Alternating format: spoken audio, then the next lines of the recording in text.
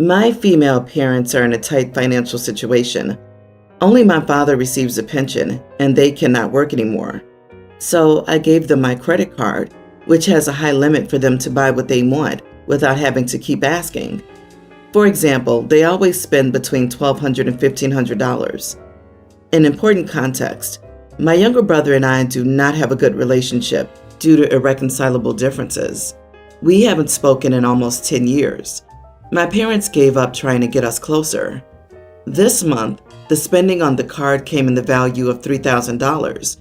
So I called my mother to find out what happened, because never in a year has such a large expense come through. And she started to dodge until she said my brother and his 2 children came to live with them. Apparently, in the divorce process, the ex got the house and he got the company. They had 50-50 custody of the children, but she ended up giving up and he got full custody. Unfortunately, due to his mismanagement, my ex-sister-in-law carried that company on her back. The company's not doing well, and he couldn't pay the rent, bills, and food alone. Pension is still being resolved, but it takes time. So he asked my parents for help. I asked if he helped around the house, and she said she felt sorry for him because he was really tight, so he only helped with bills and not the food. I was annoyed because I don't care about helping my parents, but I don't want to support food for more than 1 adult and 2 children. I've never seen them in my life, so I don't have affection. Sorry. I gave an ultimatum saying either he starts to help with that too, or I cancel the card and start sending restricted money to their account. They would have to be responsible for managing that money until next month. And I was angry because even though I didn't care about their spending on the card, they didn't ask if it was okay to spend twice as much because there were 3 more people in the house. My mother started saying that they didn't ask me because they knew I would deny it, that it was inhumane to treat someone who's going through hardship like that. They said I know my parents can't afford to stand on their own, and they would never turn their backs on a son and 2 grandchildren. She started pressuring me to keep the credit card, and they would try to lower the budget so as not to make it so high. I stood by the decision. She didn't want to ask him to help with food and sent the money to their account. They're begging me to release the card, but I don't feel comfortable paying for 3 more people. Am I the idiot? Not the idiot. Your mother's acting entitled, manipulative, and toxic. You've been extremely kind, and all of them are taking advantage of you. If your mother and father had the bare minimum of respect for you, they should have called you to ask if it was okay. They didn't. They're now trying to manipulate you into continuing. It's simply inexcusable. If I were you, I would turn that card off immediately, and then I would think about whether or not to send a fixed monthly amount. I was considering saying you should be less hard-line about the children, but then I realized, why should you be the one supporting children who have 2 parents who should be capable of supporting them? Honestly, if your brother's living with them, it's his turn to support your parents. And if your brother is helping with bills, then the household expenses should be stable or reduced. But instead, they're at least doubled, which means they're lying to you about that too. Exactly.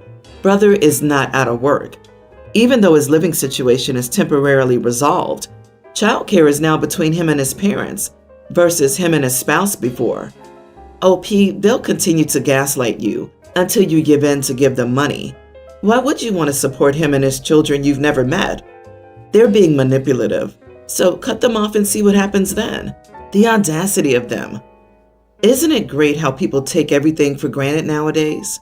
You want to help your parents because they're struggling, and then they invite 3 more people to live off of your money without even asking you. And when you dare to say something about it, you're the villain? And although I think it's great that even though they stole the money from you, you still want to help them. Do you realize that they will still maintain your brother and his kids? They will short themselves to feed your brother and his offspring.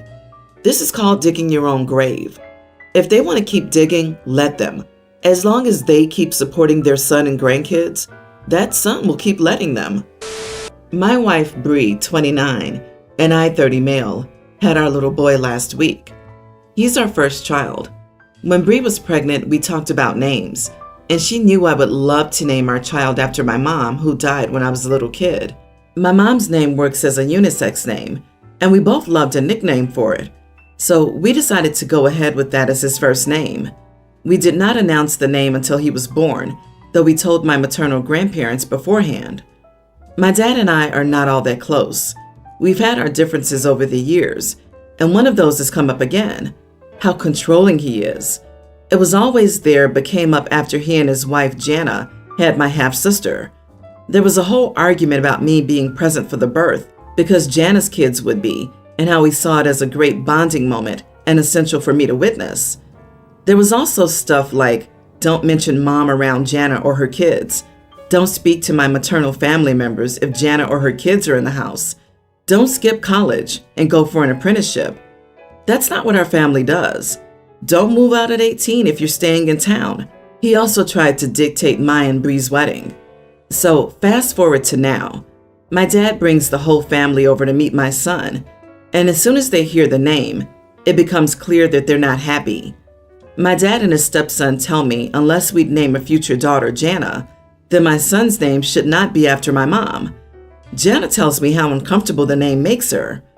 Her daughter, not my half-sister, but a daughter from a different relationship, tells me that the name takes my son right out of their family and places a wall up.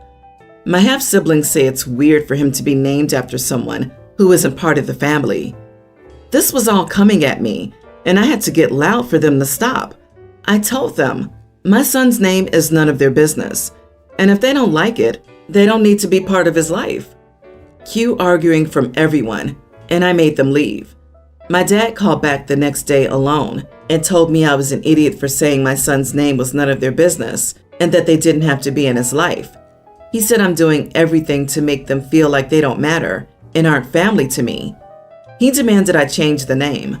I told him to screw off and stay away from me. Am I the idiot? Oh, so he demanded you change the name? Tell your dad the next time he squeezes a watermelon out, he can name it whatever he likes. It's really thoughtful and lovely to pay tribute to your late mom by naming your newborn son in her honor. Of course, you could also just like the name, which is fine too. You are not the idiot. Your father's second wife, her children from her first marriage, your half-siblings, and your father are telling you, in no uncertain terms, that the naming of your baby after your dead mother is a deal breaker for all of them being in your life? Holy hypocrisy, Batman. He spent your entire childhood forcefully erasing your mom and your identity against your wishes. Don't let them do this to your newborn, because they'll try. Agreed. If Jana feels insecure about OP having a biological mom, then she needs therapy. That family sounds toxic. All folk who are uncomfortable with you honoring your dead mother by naming your child after her most assuredly are idiots. Go no contact. Stay no contact until they come to their senses. And name your next baby after your maternal grandmother or grandfather, or your favorite actor. Ignore your father's requirements and his new family's. My husband grew up lower middle class to poor, and the biggest event of the year was they would save up and go to the buffet restaurant Golden Corral to celebrate birthdays. In a really good year, they would go twice, one for the summer birthdays and one for the winter. I would go when we were first married, and to be polite, I would say a cheap processed food buffet is not my cup of tea. Luckily, we moved to a place with no Golden Corral, so I was able to sidestep the issue for the past several years. We moved for my husband's promotion this year and now have a Golden Corral in town. He wants to eat there for his birthday dinner this Friday. We have kids and now he's a sales manager. I feel very strongly that Golden Corral is not an appropriate choice for a man in his position. I don't want to set the example to my kids that we must shovel as much food as possible since it's a special occasion. I shudder to think what his employer would think. I was telling my mom thinking she would side with me, and she was furious with me, saying she thought she raised me better than this. Her comments are why I'm asking here. Am I the idiot? Imagine what his employer might think.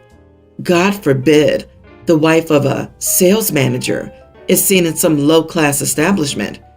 You are the idiot, OP. The pretension is unbelievable. Get over yourself. I came to first ask, do you not ever enjoy crap food? A big, greasy, sloppy burger? an over-the-top milkshake, a donut dripping with glaze and cream.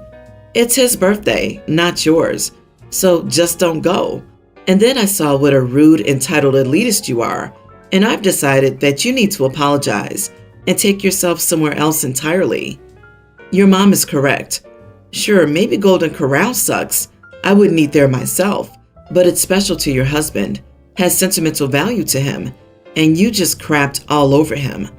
I can almost guarantee that his employer will not care where he takes his family out for dinner. You sound like an insufferable snob, to be honest. Are you sure you actually like your husband? Doesn't sound like it from this question.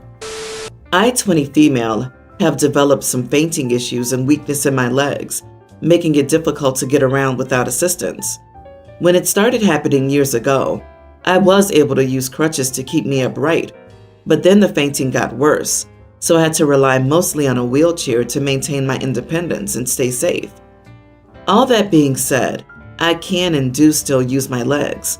My family lives in a 2-story house, so I use my chair on the first floor, but on the second floor, I usually stick to my crutches or walk on my own if I feel well enough. It's not too bad because the floor up here is carpeted anyway, so it's softer when I do fall, LOL.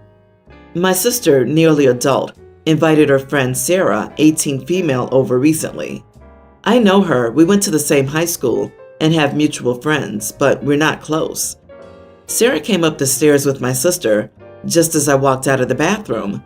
I waved to them both, but Sarah gave me a weird look. A few days later, I was with some friends at this local froyo place. Sarah was there too.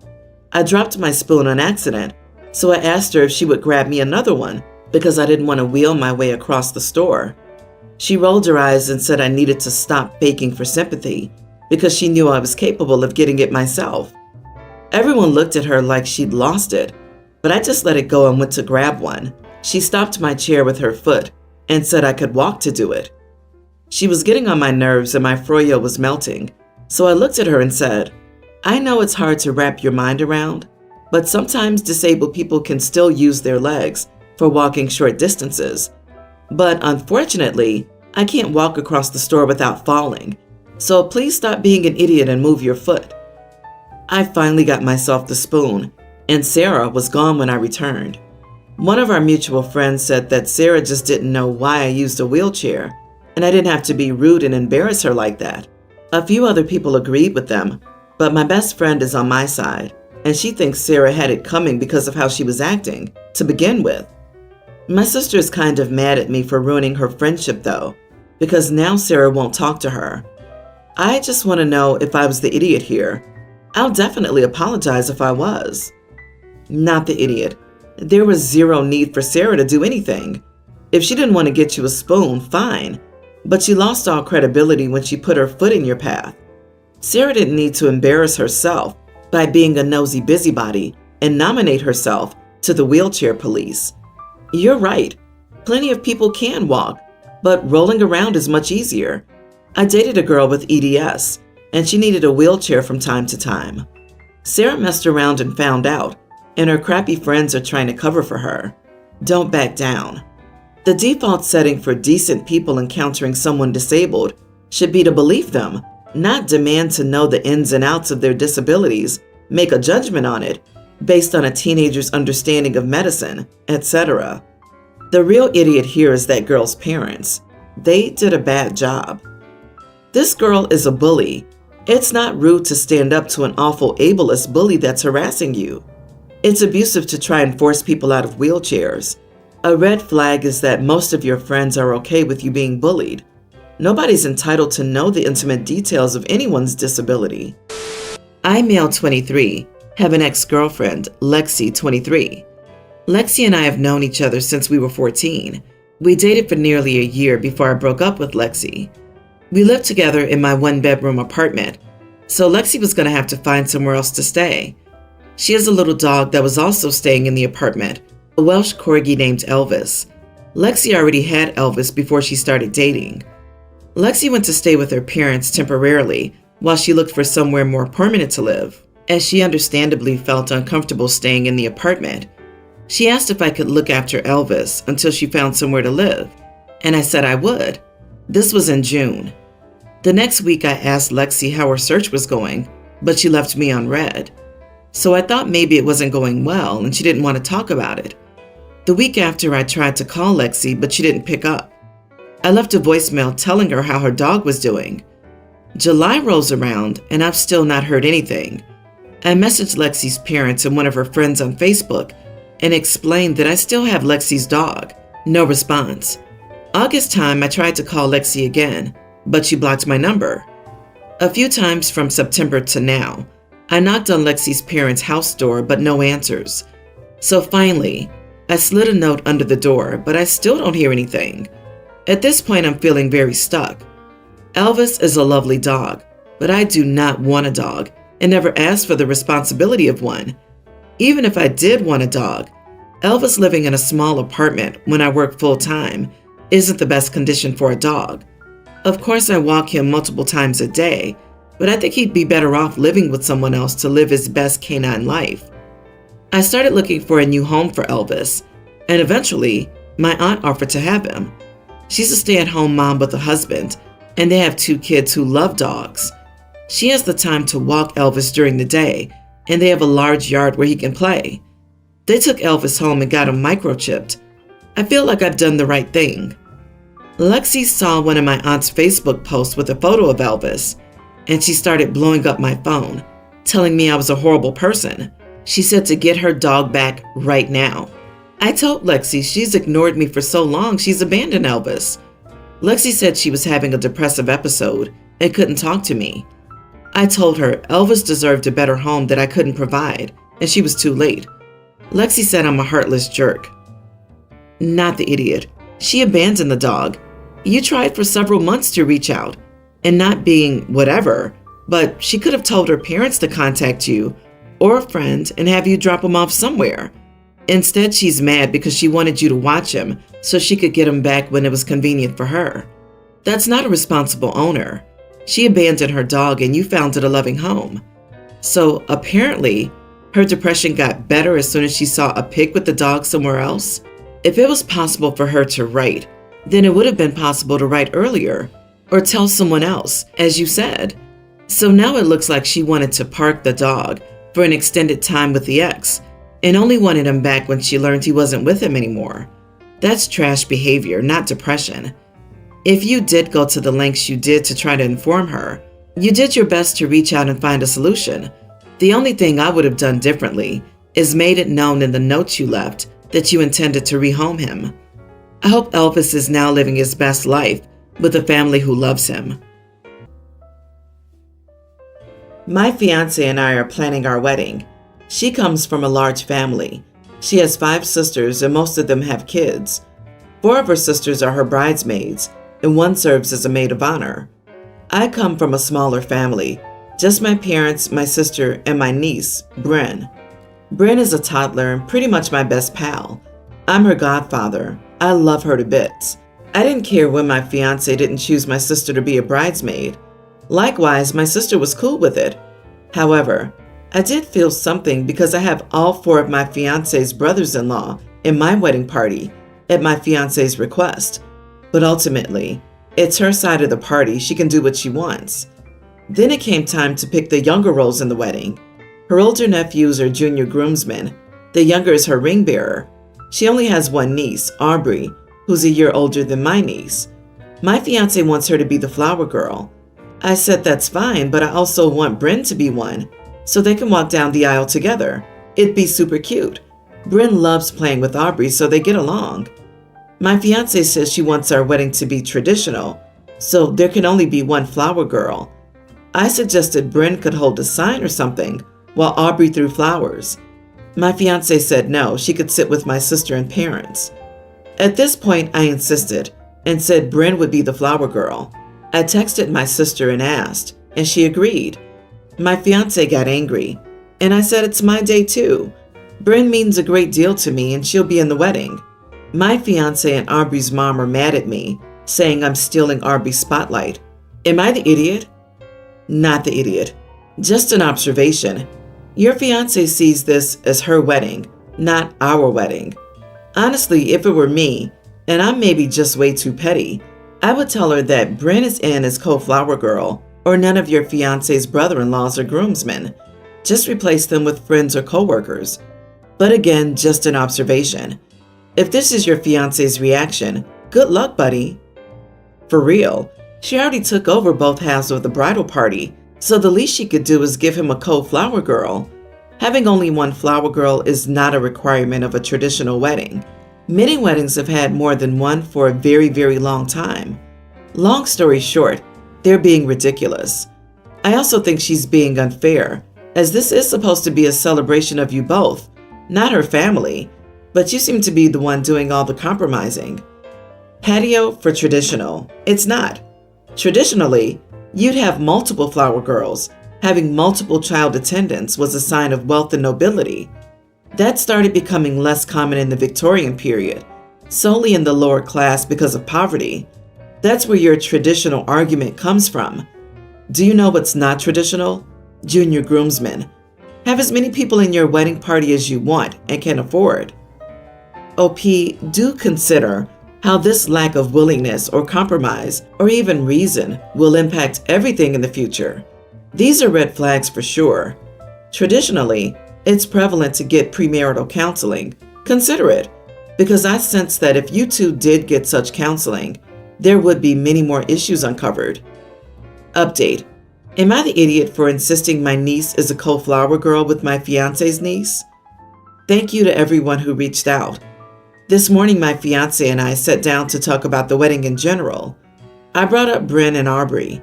My fiance kept parroting, "It's tradition. Let Aubrey have the spotlight." She shot down compromise after compromise. Aubrey walks first. Bryn blows bubbles or holds a sign, etc. Finally, my fiance was honest. She doesn't want Bryn in our wedding because Bryn has Down syndrome. She said everyone would be looking at her, taking pity, etc. It turns out it wasn't about a spotlight on Aubrey, but my fiance. I told her to screw herself, called her ableist, and said, "Don't worry, there won't be a spotlight to steal anymore because there's no wedding." I've left our apartment, staying at my sister's and playing with Bryn. My phone has been blowing up with texts and calls from my fiance and her family. Magically, she's ready to compromise now. I need time, but I'm likely done. You all were right. Wow, just wow. I have a cousin with Down syndrome, and she is the most wonderful kid, and she's brought so much joy to our family. I would view it as a deal breaker if my future spouse said something like this. I'm so sorry and could not imagine how heartbreaking this is for you. But I think you've made the right decision, and thank God you found out about her true character now before you got married. There are plenty of women who wouldn't have any problem with 2 or more little flower girls, so everyone is included, but also would never reject someone with any sort of disability. I, 25 female, am getting married. My fiance, 25 male, and I decided on a dry wedding since we don't drink and see no point in spending money on alcohol. We were debating about getting a cash bar, but decided on no alcohol. There will be a wide range of other drinks, not just juice and soda provided. We informed our guests via invitation saying, "You don't have to be worried about choosing a driver or paying for a taxi, since everybody will be able to drive." So a friend, 26 male, called me and asked if I was joking about the dry wedding. I denied it. He asked 2 more times and I still denied joking. Then he asked what was wrong with me, how's anyone supposed to have fun without drinks, and how he should function that night, and that it was not all right to choose a dry wedding. This is where I might have been the idiot. I told him that I wasn't obligated to provide alcohol because he couldn't have fun without it, and that if he needs it so badly and can't function without it for even one night with people he knows, he might be having a problem and should consider therapy to treat it. He flipped out on me, and I took his invitation back until he apologized because he used many slurs against me. Our friends are divided about me being the idiot.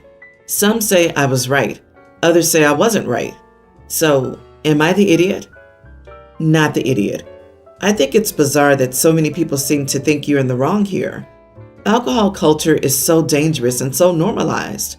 It's your wedding, your money, so it's your call anyway. And yes, if someone can't go an evening without a drink, likely they have a problem. It hurts to hear someone call you out when you're in active addiction, but that doesn't make you an idiot. Again, speaking from personal experience, I wish more people had expressed concern or challenged me about my consumption when I was drinking every day. He has every right to think it's boring. He has every right not to attend. He has zero right to demand answers to how am I supposed to have fun, as if you're planning his birthday party. He has zero right to ask what's wrong with you for throwing a wedding based on what you want. It's no different to destination weddings, potluck weddings, vegetarian weddings, child-free weddings, etc. Of course, some people will think, oh, screw that, and that's fine. They just don't get to make demands of the couple getting married. It is worrisome that someone would be that horrified by the idea of having to socialize sober for one evening, and you didn't suggest that he had a problem until he badgered you about your decision not to serve drinks. Guests don't get to dictate what's provided at a wedding. They also have the right to decline the invitation without being weird about it. My daughter is on the more severe end of celiac. Any cross-contamination would set her back for weeks. It has taken us years to get her properly diagnosed and treated, and as a tween, she's now underweight and has severe anxiety about food. She will not eat if she feels it's unsafe, and it's hard for me to blame her. Our house has both a kitchen and a kitchenette in the basement, complete with full sets of pans and utensils. Our main rule for the home is that there's no dairy, gluten, or seafood to be kept or cooked in the kitchen. Our older son is allergic to seafood, and my wife is lactose intolerant, so the kitchenette is for items containing those ingredients. My sister and her kids have had to move in with us for personal reasons. They live in the basement bedrooms, and we very clearly explained this rule to them and why when they moved in. We found a box of pasta in the kitchen in less than a week. We explained the rule and moved it, and she was apologetic. A month later, my daughter came to us in a panic because my sister was making fried chicken in the kitchen. My sister was apologetic, but insisted she needed to because the kitchenette was too small. It felt harsh, but we moved all the food to the basement, threw out every single pan and utensil she may have used, and deep cleaned the kitchen. These incidents making the kitchen no longer 100% guaranteed safe has made her regress in therapy. We're working on it, but unfortunately, it's so bad that we have to feed her exclusively takeout from the one gluten-free restaurant around, unless we want her in inpatient care.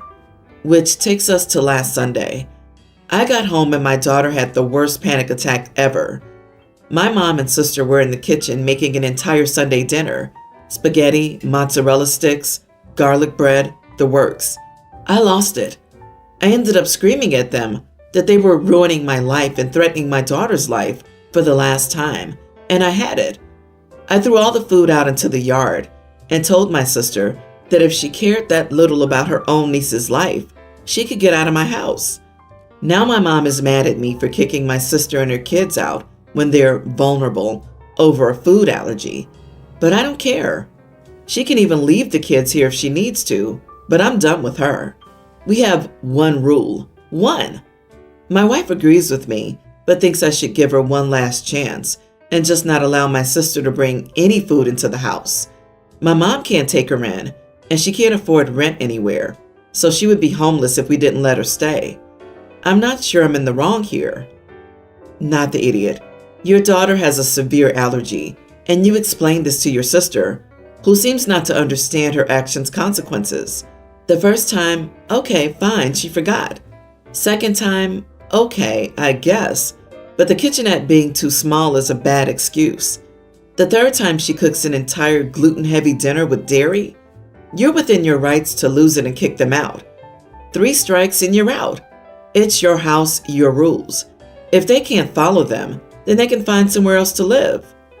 After watching you deep clean your kitchen once already because of her actions, your sister decided apparently it wasn't that big of a deal, you'd just do it again? Your sister got her uncaring and self-absorbed personality from your mother, so I'd let them figure out how to resolve the consequences of their actions. This isn't a food allergy. This is as good as playing Russian roulette with your daughter's life. Your mother bears a much larger part of the blame because she knew what was happening and ignored it. Your mother might be narcissistic because she's gaslighting you and dismissing the food allergy. Possibly your mother should consider some time away too. Sister-in-law and I never truly got along. The reason is that we have different mindsets regarding how we live our lives. And while I'm respectful or indifferent about her life choices, she's always trying to impose her beliefs and preferences on me and my fiance, her brother. My fiance and I, 26 male and 26 female, have been together for 7 years, and we have a very loving relationship. He proposed 6 months ago, and I started wedding planning 3 months ago. We have a very loving relationship with great communication, and we still go on dates and like to dress up. We join activities and hobbies together. And overall, our relationship hasn't changed, and we haven't stopped loving each other more and more. Sister-in-law, on the other hand, has a different mindset. She was married, and her marriage was the kind of marriage where they brag about how much they hate and can't stand each other.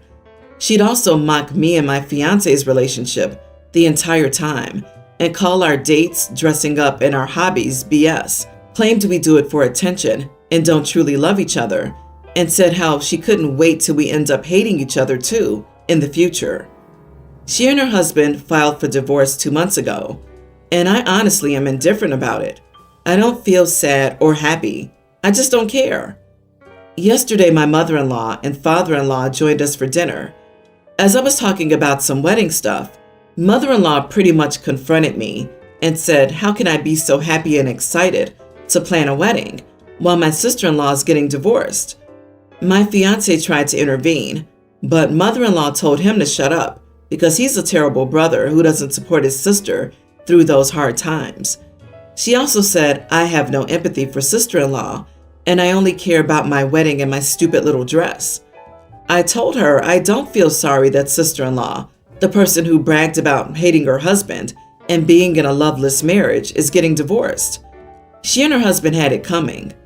I also won't feel sorry for someone who mocked my happiness and relationship. Mother-in-law said I'm very insensitive for saying this, and she expects an apology to her and my sister-in-law for this. She left after that and only told my fiance and me to call her if we wanted to apologize, and only then. Am I the idiot? Edit. They almost broke up 1 week before the wedding. That's all I'll say. Not the idiot. She left after that and told my fiance and me to call her if we want to apologize, and only then. So dramatic. Honestly sounds like a win to me. What was she expecting you to do? Hold off until sister-in-law found someone new? If ever? Oh no, wait. That probably was the goal. Enjoy the wedding planning in peace.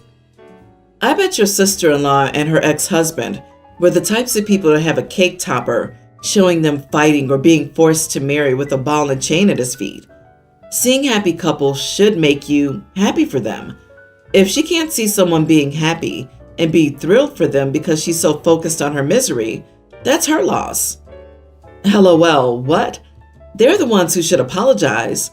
You know what? You found the golden child and the scapegoat kid.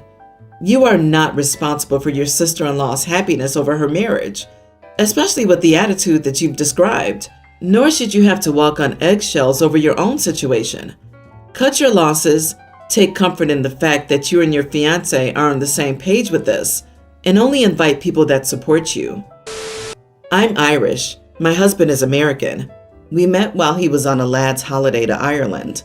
I did the long distance thing for a while, and eventually I moved to him so that we could build a life together.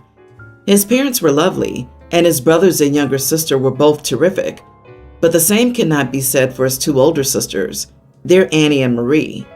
From almost the beginning, they fixated on the differences in names for everything, like how I'll say Manny for my mother, Nanny for my grandmother, and even saying granddad isn't a thing, LOL. Or they find it odd that I'll go to the shops instead of saying store. My husband has told them so many times about it, but they laugh it off and say that they're kidding. Giving out is another one of their fixations too. It just means telling someone off, but they act like it's so weird to say. It got worse after I gave birth to my and my husband's first child. So I announced myself as a mammy and shared photos on social media of Nanny and Granddad, my parents. Then they started joking that my family and I are so wealthy, we have nannies to raise the kids. Then joked that I sound like a racist child saying, "Mammy." My husband's family was having a little party, and they started up again. Everyone came to my defense, but I stepped up for the first time and called them out for the way that they mocked me. I told them they didn't have to like me. They didn't even have to like my culture, but the constant disrespect, masked as having a laugh, was going too far, and I didn't deserve it. I told them they were no better than schoolyard bullies. Of course, they couldn't believe I would say that, and they called me rude. The rest of the family didn't think so, but I admit the party was awkward afterward. This makes me feel bad because of the where, and even the fact that I called them out when everyone else already was. Am I the idiot? Not the idiot. I'm so sorry. I can't believe how unbelievably rude, uncultured, ignorant, and uneducated they are. I'm American, and I apologize for the idiots in our country that seem to think the American way of speaking is the only way of speaking. Also, I love the way people from other countries say things. Going to the shop sounds way classier than going to the store. I'm so glad you spoke up for yourself and that you have the support of most of the family around you. Do not feel bad. Sounds to me like you should have done it a long time ago, but instead they show themselves as small-minded and ignorant of the world outside their bubble. They're being bullies because somehow they think cultural differences are harming them. I think the party was awkward after that because suddenly they had to see themselves through eyes that were not their own.